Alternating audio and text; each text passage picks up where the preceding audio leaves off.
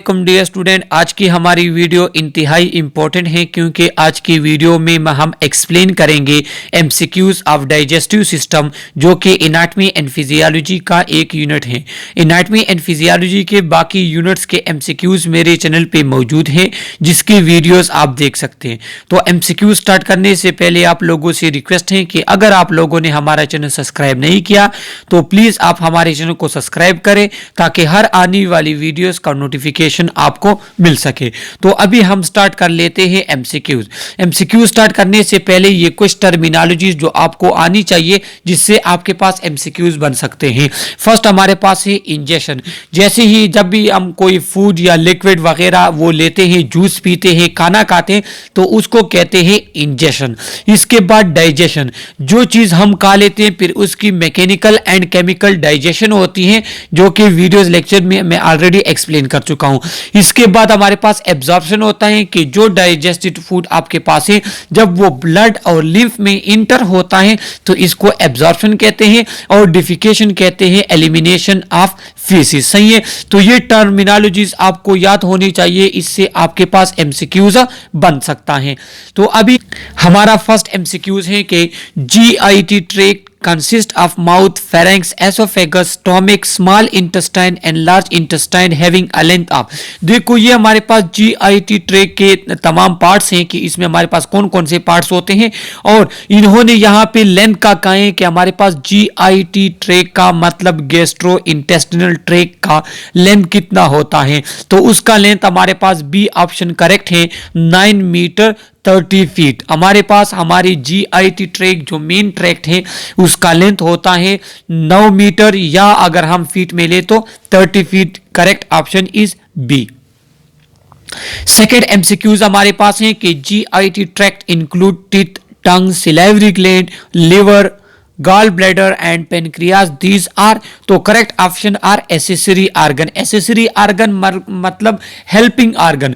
जो main organ है उसमें आपके पास स्टोमक आता है, उसमें आपके पास एसोफेगस आता है, उसमें आपके पास इंटेस्टाइन वगैरह आते हैं, लेकिन ये जो हमारे पास गॉल ब्लैडर, लिवर वगैरह हैं ये आपके पास आते हैं एसेसरी आर्गन में आते हैं। लिहाजा इसमें से कोई भी ऑप्शन वो आपको दे सकता है कि which one is accessory organ, इसमें कोई एक नेम दिया होगा। यहाँ पे मैंने तमाम दिए हैं ताकि एक ही एमसीक्यूज में आपको 3 से 4 एमसीक्यूज मिल सके।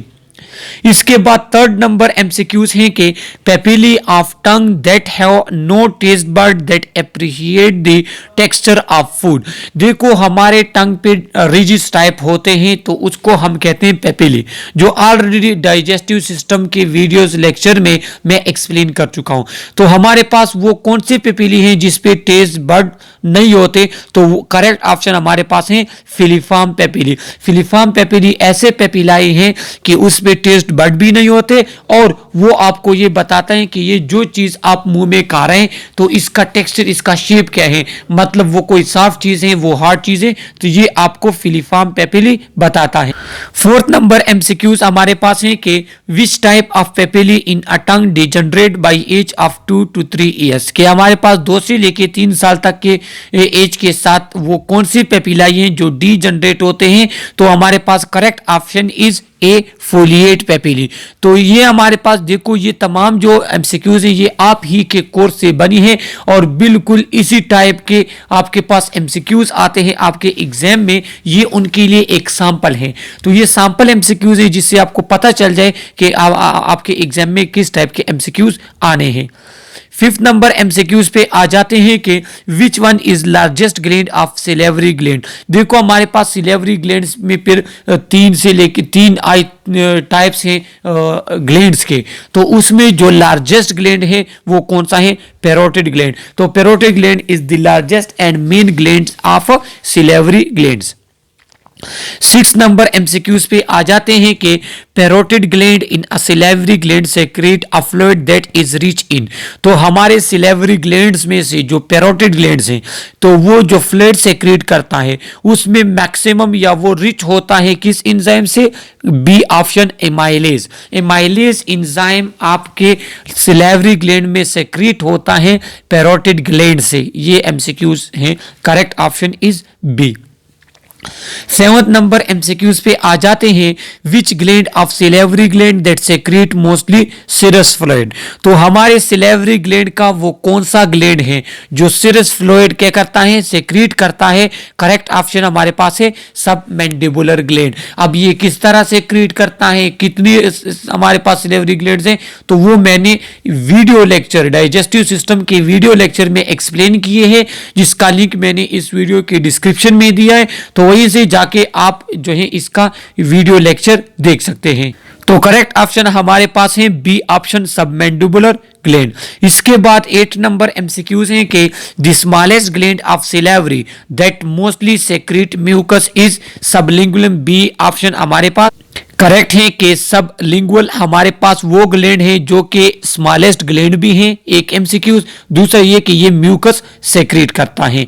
इसके बाद ये हमारे पास जो है, अब जो म्यूकस मेम्ब्रेन है तो उसमें फर्स्ट लेयर जो आपके फूड के साथ डायरेक्ट कांटेक्ट में होता है उसे एपिथेलियम कहते हैं। इसके बाद लेमिना प्यूरा है जो हमारे पास क्या है, कनेक्टिव टिश्यू है। इसके बाद हमारे पास मस्कुलरस म्यूकोसा है जो स्मूथ मसल है, 3 लेयर। तो ये हमारे पास 3 लेयर है कि देखो ये हमारे पास फूड बोलस है, तो इसके साथ जो फर्स्ट लेयर आपके पास है वो क्या है, वो है एपिथेलियम। इसके बाद जो सेकंड आपके पास है वो क्या है, वो आपके पास है लेमिना प्रोप्यूरा। इसके बाद जो थर्ड आपके पास आ जाता है वो क्या आता है, मस्कुलरस म्यूकोसा। सही है, तो ये इसकी तरतीब आपको पता होनी चाहिए। अब the areolar connective tissue having blood and lymphatic vessel for absorption. देखो आपके माउथ, आपके इंटेस्टाइन, आपके स्टमक वगैरह में वो कौन सा कनेक्टिव टिश्यू है जिसमें आपके पास ब्लड एंड लिम्फेटिक वेसल होते हैं। ये आपके इंटेस्टाइन में होता है कि वो कौन सा कनेक्टिव टिश्यू है जिसमें आपके पास ब्लड और लिम्फेटिक वेसल होते हैं, और उसी ही में आपके पास क्या होती है, एब्जॉर्प्शन होती है फूड की।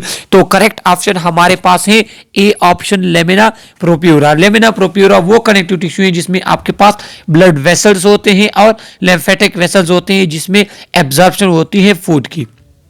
10 नंबर एमसीक्यूज पे आ जाते हैं, the oesophagus, stomach and intestine having a nervous network called which regulate digestive tract motility secretion and blood flow. तो आपके स्टोमक, एसोफेगस और इंटेस्टाइन में वो कौन सा नर्वस सिस्टम का नेटवर्क है जिसकी वजह से आपका जीआईटी ट्रैक्ट मोटिलिटी करता है, वहां पे सेक्रेशंस होती हैं, वहां पे ब्लड फ्लो होता है, वहां पे एब्जॉर्प्शन होते हैं।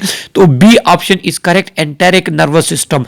एंटेरिक नर्वस सिस्टम हमारे बॉडी का वो सिस्टम है जो जीआईटी ट्रैक्ट की मोटिलिटी एटसेट्रा को क्या करेगा, उसको कंट्रोल करता है। इसके बाद 11 नंबर एमसीक्यूज पे आ जाते हैं, gastric secretion is a watery fluid that has a pale colour and the volume secreted per day is 2 to 3 litre, has a pH of. तो C option is correct, 1 to 3 pH। जो आपका gastric juice जो secret होता है तो वो उसका colour पेल होता है। एक एमसीक्यूज आपके पास, वो एक दिन में 2 से लेकर 3 लीटर तक सेक्रेट होता है, दूसरा एमसीक्यूज। और तीसरा ये है कि उसका पीएच 1 to 3 होता है। तो ये आपके पास एक एमसीक्यूज में 3 एमसीक्यूज आ गए। तो इसी में किसी भी टाइप का आपके पास एमसीक्यूज बन सकता है। करेक्ट ऑप्शन हमारे पास है सी। 12 नंबर एमसीक्यूज पे आ जाते हैं कि गैस्ट्रिक सेक्रेशन कंटेन वाटर। अब इन्होंने कहा है कि कितने % ऑफ वाटर होता है हमारे गैस्ट्रिक सेक्रेशन में, और इसी के साथ इनऑर्गेनिक साल्ट भी होते हैं, ऑर्गेनिक कंपोनेंट्स भी होते हैं, mucin, digestive enzyme, hormone etcetera भी होते हैं। तो इसमें जो करेक्ट ऑप्शन है वो है बी ऑप्शन, 97 to लेके 99% तक हमारे पास क्या होता है, वाटर होता है हमारे गैस्ट्रिक सेक्रेशन में। 13 नंबर एमसीक्यूज पे आ जाते हैं, the gastric secretion is produce by the हर जगह ऑफ गैस्ट्रिक ग्लैंड। तो B option is correct, epithelial cell. जो आपके गैस्ट्रिक ग्लैंड का एपिथेलियल सेल है वो सेक्रेट करता है गैस्ट्रिक सेक्रेशन, जिसमें हमारे पास एंजाइम्स होते हैं, जिसमें हमारे पास HCl एटसेट्रा होता है। 14 नंबर एमसीक्यूज पे आ जाते हैं। The gastric acid is important for, जो गैस्ट्रिक सेक्रीशन में आपके पास जो गैस्ट्रिक एसिड होता है जिसकी वजह से आपके पास गैस्ट्रिक सेक्रीशन या गैस्ट्रिक जूस की पीएच 1 to 3 होती है, मतलब वो एसिडिक होता है। तो ये HCl का काम क्या होता है? A option, activation of pepsinogen. Pepsinogen हमारे पास इनएक्टिव फॉर्म है पेप्सिन का, तो HCl उसको पेप्सिनोजिन को पेप्सिन में कन्वर्ट कर लेता है। बी ऑप्शन हमारे पास है inactivation of ingested micro organism, तो करेक्ट ऑप्शन हमारे पास क्या है? C both. मतलब जो HCl है वो एक्टिवेट भी करता है पेप्सिनोजिन को कि पेप्सिनोजिन को कन्वर्ट कर ले पेप्सिन में, और ये हमारे पास जो माइक्रो ऑर्गेनिज्म वगैरह होते हैं उनको इनएक्टिवेट भी करता है। तो इससे आपके पास डिफरेंट टाइप के एमसीक्यूज बन सकते हैं। एमसीक्यूज इस तरह आ सकता है कि हमारे पास पेप्सिनोजिन जो इनएक्टिव फॉर्म है वो कन्वर्ट होता है पेप्सिन में, किस वजह से? HCl की वजह से। 15 नंबर एमसीक्यूज पे आ जाते हैं कि parietal cells secrete the intrinsic factor, a glycoprotein which is necessary for intestinal absorption of। जो आपके पास इंटेस्टाइन में parietal सेल होते हैं तो वो इंट्रिंसिक फैक्टर सेक्रेट करते हैं, और इंट्रिंसिक फैक्टर हमारे पास क्या है? ग्लाइकोप्रोटीन है। तो वो इंटेस्टिनल एब्जॉर्प्शन में हेल्प करता है किस विटामिन की? विटामिन B12 की। एमसीक्यूज के लिए बी ऑप्शन हमारे पास क्या है? करेक्ट है कि हमारे इंटेस्टाइन में जो विटामिन B12 से एब्जॉर्ब होता है वो किस वजह से होता है? वो हमारे पास होता है ग्लाइकोप्रोटीन की वजह से, और वो सेक्रीट होता है पेराइटल सेल से। 16 नंबर एमसीक्यूज पे आ जाते हैं कि in young animals chief cell also secrete protease that help coagulate milk, allowing to it to retain more than briefly in a stomach। देखो कहते हैं जो हमारे पास यंग एनिमल्स होते हैं तो उनके चीफ सेल एक एंजाइम सेक्रेट करते हैं, तो उसका नाम क्या है? B option is correct, double N वाला। जो सिंगल एन वाला रेनिन है वो सेक्रेट होता है किडनी से, जो डबल एन वाला है वो सेक्रेट होता है स्टोमिक से, और ये हमारे पास क्या कहते हैं? ये कोगुलेशन ऑफ मिल्क में हेल्प करता है। 17 नंबर एमसीक्यूज पे आ जाते हैं कि the epithelium cell also produce important hormone peptide that is important in control of acid secretion and gastric motility and somatostatin.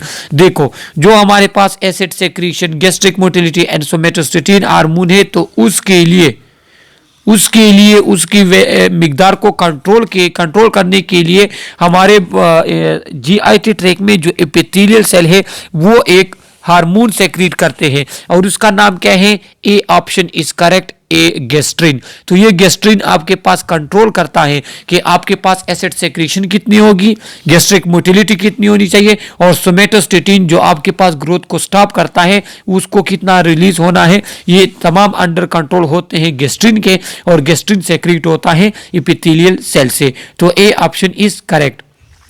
अब यहाँ पे एक पैराग्राफ है, तो ये मैंने आप लोग के लिए इसलिए लिया हुआ है कि इसमें से आपके बहुत से एमसीक्यूज आ सकते हैं कि हमारे पास जो गैस्ट्रिक सेक्रीशन होती है हमारे स्टोमिक में, तो वो किस वजह से एक्टिवेट होती है। मतलब तो वो पहला है उसका सेफेलिक फेज होता है। सेफेलिक जो आपके सेंट्रल नर्वस सिस्टम के कंट्रोल में होते हैं, मतलब आप किसी खुराक की जो है स्मेल आपको आ जाती है, या आप उसको देख लेते हैं, या कोई चीज़ आप च्यूइंग कर लेते हैं, तो वो अभी आपके स्टोमिक में गया नहीं होता, लेकिन आपकी स्टोमिक क्या करती है? आपकी स्टोमिक गैस्ट्रिक जूस सेक्रेट करना स्टार्ट कर लेती है। तो ये हमारे पास है सेफेलिक फेज, और 10 से लेके 30% हमारे पास क्या होते हैं? एसिड सेक्रेशन, वो इस सेफेलिक फेज से होता है। जो लोग कहते हैं ना कि मुंह में पानी आ गया, तो वो बिल्कुल यही बात होती है कि आपके पास जो साइट वगैरह से भी आपका central nervous system gastric secretion start कर लेता है। इसके बाद हमारे पास क्या है? गैस्ट्रिक फेज है।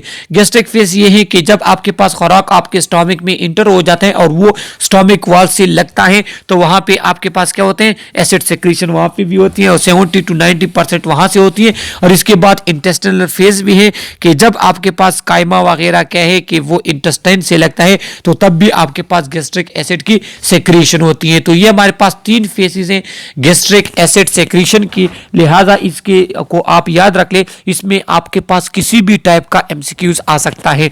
मतलब ये कि आपको कहेंगे सेफेलिक फेज किसे कहते हैं, तो यहाँ पे इन्होंने परसेंटेज लिखी है कि इतनी % आपके पास गैस्ट्रिक सेक्रेशन होती है इन वजह से। 19 नंबर एमसीक्यूज है कि the stomach perform 3 main function. हमारा स्टोमिक क्या करता है, वो उसके जो फंक्शन है तो वो कौन कौन से हैं?